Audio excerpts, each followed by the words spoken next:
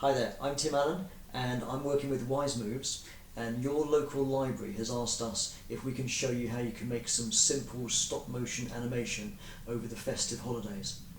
Now, you're in luck because I am a stop motion animator and I've been animating for over 20 years now.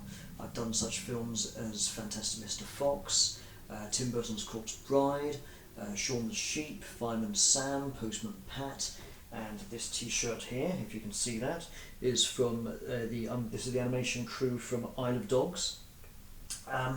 Now, this first video I wanted to talk to you about which software you can use, which equipment you can use, and talk you through some of the basics to get you started. Now, we're going to be working with some software called Cloud Stop Motion, which is available on iPhone, on Android, on PC and on Mac, on pretty much any device that takes the internet. And the reason is it's not an app, it actually works through your internet browser. So whether you're using a laptop or your mobile phone, you literally call up the internet browser and it will come straight up, and that will then access to the device's camera. So this way I can show you something which not only is it very easy to use, but it can work on any device, and it's free. So not a bad combination. Now, you can use the device on your camera, on your phone, like the phone camera here. For this example, I'm going to be using a webcam, and the webcam, as you can see here, is held on I've got a large tripod here. You can use most webcams. I'm using this one because I particularly like the video quality. And the one that I've gone for this is a Logitech C920. That's a Logitech C920. And the reason I've gone for this, as I mentioned, I like the quality, but it's got the advantage that it can be plugged into my laptop by USB. I can turn off all the automatic lighting and colour control should I want to. And another reason I'm very prone to this one is that it's got what we call a camera mount. So if you can see here, it's the actual screw hole. That's so I can attach it to a tripod. And you can see here I've attached it to a large tripod to hold it up.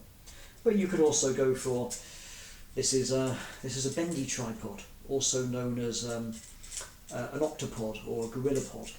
And this can screw fairly simply into the top of the tripod, like so. If I can get it nice and firmly in. Yes, it's getting there eventually. There we go. So this is one way that I can actually hold my webcam up. Here we are, and that can stand neatly like that. Or, failing that, there's other methods. I need to undo it for this though. The other method is that I can simply put it directly onto a laptop. So here's my laptop screen, and the beauty with this webcam is, and all webcams should do something similar, you can just mount it onto the top of your tripod like that. Okay, so as I mentioned, I'll be using a webcam. You don't need to. If you purely want to use your mobile phone, or the camera on your laptop, that's also fine. Couple of methods that might work. If you're thinking of using your mobile phone, well, here's my mobile. You can buy things like this. This is a mobile phone holder, and they're very cheap. They can be got for normally just a few pounds. This will quite easily slot and grip my phone, and in the same way that can then simply screw on to the tripod in very much the same method. And that's a way of making my phone or my iPad or my tablet into quite a simple device. In the same way that we're using a webcam on a tripod here, I can do exactly the same thing with my mobile phone, as you can see here. Now, of course, you can just use your device, your mobile phone, your tablet, your laptop, and use the camera that's built into it. Nothing wrong with that at all.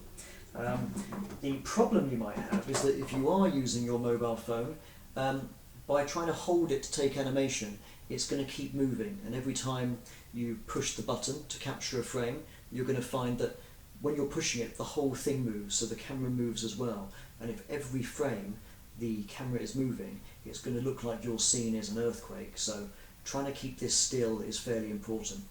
Now, one problem you're going to find is how to hold your phone up, and a really simple solution would be something like this. I'm just using blue tack, which I've squeezed around the bottom of the phone, and this is a very simple solution, and it does kind of hold my phone up.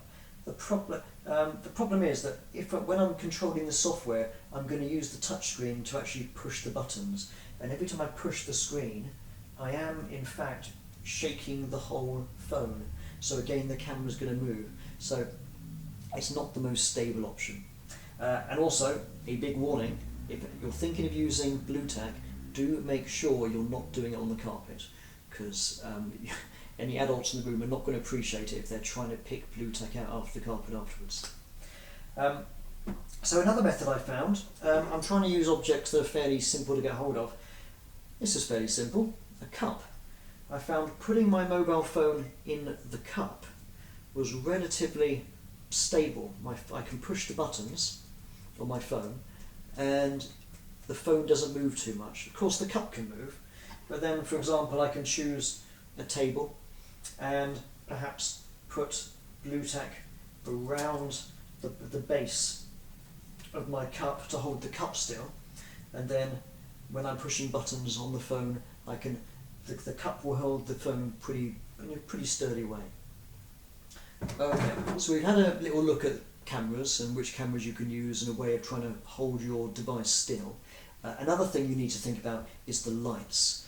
Now, if you're in a room where there's lots of daylight, like your conservatory for example, or shooting outdoors, you're going to find that the sun has a rather nasty habit of moving all the time. Or if we're going to be exact about it, the Earth has a habit of moving around the sun. So what that tends to mean is that the light keeps changing, especially when clouds go in front of the sun. So if you think that your camera is going to be taking one image, and then a few seconds later another image, and then 10 seconds later you'll take another image, over time, if the clouds keep passing over the sun, or the sun keeps moving, what you're going to see is that the lighting for your animation keeps changing, and when that's played back very fast, it will have this flashing effect which will be very distracting. In the industry we call it flicker, when the light keeps changing. So what you want is an environment where the light stays as similar as possible. Now, I'm shooting indoors. I've got my household lights on. I've even closed the blind so that no light can come in. And that way, hopefully the light will stay fairly consistent. So effectively I'm trying to have a controlled environment where the camera stays still and the lights stay still, and then I can start making my animation. So with that in mind, we're going to open Cloud Stop Motion and try some animation. Here we go. Okay, to get Cloud Stop Motion up and running, you'll need to open your browser and open a fresh tab. It shouldn't matter which internet browser you use, but you will need to be connected to the internet. And I'm going to go to cloudstopmotion.com. Here we go. And the first screen you'll see is this, inviting you to go straight ahead to go and start making your film. It's exactly the same on a mobile phone or any other device, so long as you're using the internet browser. Now I've logged in already. What you will need to do is log in, and I've logged in already on this window, and as you'll see, the first thing you'll see is terms and conditions, and of course the chance to start a new project. So let's go ahead and do that. Okay, and immediately it's come straight up into the animation window, chosen my webcam. You may find that you need to select your camera because your laptop or your mobile may have more than one camera. If it's looking at the wrong one, you can go into the camera options, and tucked away in the settings here is the chance to choose your camera. So choose the one that's appropriate. I'm using my Logitech Pro webcam C920. Right, so now that I've got the correct image, I'm going to go back away from settings and back into capture frames. And you can see this is the live image of what I'm going to shoot on the table. And my plan for this animation is to shoot this fellow here. It's a little snow globe, although admittedly without the snow. And Well, I'd like to show a few things around. This would be my button here for taking frames. As you can see, it says take frames for my Logitech webcam. Down here is the timeline, and this image with the camera in shows the live image. As you can see, this is what we call a live image. Now, I don't want to start with my character in shot, so I'm going to take him out, and by clicking on the camera button, I'm going to be taking one frame. And you should see that image appears down here. There you go, took a moment, but there it is. And so this is the still, the last frame that I took, the last still, and you can't see my hand. If I go to the live image, you can see my hand now. And what I can do is I can flick with the left and right arrow keys between the last image and indeed the live image, which is my hand. In fact, it looks like I've accidentally taken a photo of my hand, which I don't want. So I imagine that by pushing the delete button, yes, that's that. So by pushing the delete button twice, that got rid of the last frame of my hand. So if you accidentally can't take a frame with your hand, I would put the red square around the frame and then push the delete button, and it will get rid of it. Let's try that again. There we go. Delete twice, and it deleted the frame I didn't want. Anyway, I do want a frame where you can see the background before my character comes in. So let's capture a frame. It takes a moment for it to appear. There we go. I'm now going to capture another frame. There it is, and I'm ready for my character to start coming in. Mr. Snow Globe is going to start zooming in. I'm going to have him halfway into frame to begin with. And then I'm going to move him a little bit further. As you can see, it takes a moment for the image to appear. There he is. It's a slight delay sometimes. That took a few seconds for it to appear, but it did indeed come. Okay, I've moved him forwards. I'll take another frame. This is the bit in animation where you're moving things, as they say, just a tiny amount. And of course, the larger the movements you take, the faster your character moves. If you make very small movements, then he'll move much more slowly. And once again, I'm going to use the left and right arrow keys to go through the animation frame by frame. So there you go, you can see it whizzing through, followed by the live image. Left and right arrow keys to see the snow globe frame by frame, and then live, the one that I'm about to take next. Right, I'm now at the stage where I'm going to want him to finish his skid in, and kind of he's going to come to a big break of a stop, so his inertia is going to push him and rotate him more this way. And to do that, I'm going to need to pop something underneath him, and I'm going to actually use a blob of blue tack. Now, I'm going to put it behind him so you can't see it, but effectively I'm doing something like that. But I'm actually going to do it so that I put the blob of blue tack behind him, so you shouldn't really be able to see his movement. Again, using the left and right arrow keys, and I can check how far he's moved. And note there, can you see my shadows in shot? That's because I'm leaning in. So before I take the frame, I want to make sure that I lean out, otherwise you'll see my shadow when I take the frame. And this time I want him to skid just a little bit. The inertia, the momentum is making him go a little bit further. So I'm going to put a bit more blue tack to lean him just that bit more. It's one of those things where it's quite hard when you're watching someone else animate to work out what they're doing. But all will make sense in a moment. There we go. So effectively I'm rocking him from one side to another, and each time I'm basically putting blue tack underneath him, but I'm doing it behind him, so you can't actually see the blue tack to the camera. And this will be the very last tilt that I do. So I'm trying to make this tilt a little bit smaller than the previous ones. Now let's push the play button and see it all coming together. There we go, you can see quite a silly skid into place. And you don't see the blue tack either. Okay, now just for fun, I'm going to make one more adjustment. And if I click on the T here, you can add things. You can see titles, credits, chapter headings, overlays, and I'm going to go for a speech bubble. There you go, and as you can see, it automatically appears in front of my globe. And I'm going to, it's a bit big for me, so I'm going to grab this corner here and make it a little bit smaller. There we go. And he's saying hello. Okay, so now I'm going to come down to the timeline here at the bottom where we can see the frames I've taken so far, and this is the hello speech bubble I've just added.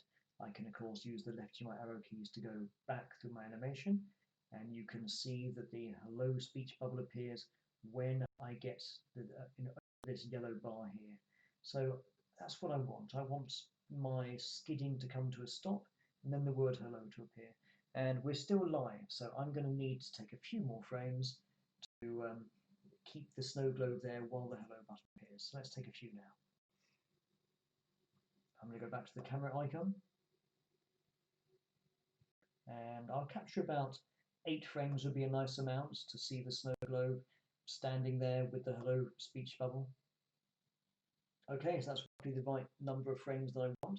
And what we can see is, if we look at the timeline at the bottom, is that my speech bubble goes further than my animation. So I don't need to have the hello without a picture of the animation. So what I'm actually going to do is drag the end of this. If I click onto the yellow bar where the speech bubble is, there we go, I just drag it in like so, and now I can see that the speech bubble finishes at the same time as my animation. Right, let's push play and see how that all looks together. Here he comes, and hello. And in he comes again, hello. Lovely, all looking good. Now I want to make myself a video file that I can put on social media or keep this version. So I'm going to go to here where it says export your film to an MPEG-4 file. And you'll see I've got the option to change the name if I want. And I'll push start export. Now, what this is going to do, it's going to render. You'll see it renders every frame. And once it's finished rendering, it's then going to start encoding, which means it takes the rendered video and makes the MPEG-4 video file. And it's effectively the most universally playable format of video and perfect for social media. You'll also see a little reminder down here saying, please don't close the browser.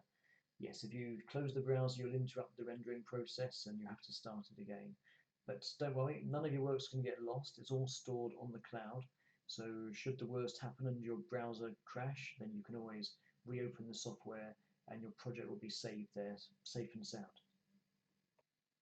Okay, and once your export's complete, you'll see a screen looking like this and giving you the option to download it.